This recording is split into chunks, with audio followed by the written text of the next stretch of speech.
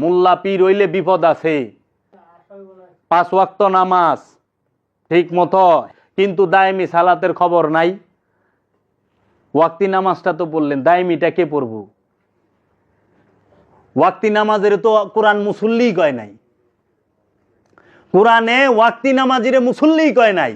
কে দেখাইতে পারবো? আসেন, উদার আহ্বান রইল, জ্ঞান নিয়ে গবেষণা নিয়ে বসবেন, বসেন, দিনের পর দিন আলোচনা হবে, রাতের পর রাত হবে, কিন্তু উগ্রতা সেইটা পছন্দ না। তাহলে ওয়াক্তি নামাজি রেখে আল্লাহ কোরআনে কইতাছে দায়মি সালাতে যারা অবস্থান করে তারাই মুসল্লি।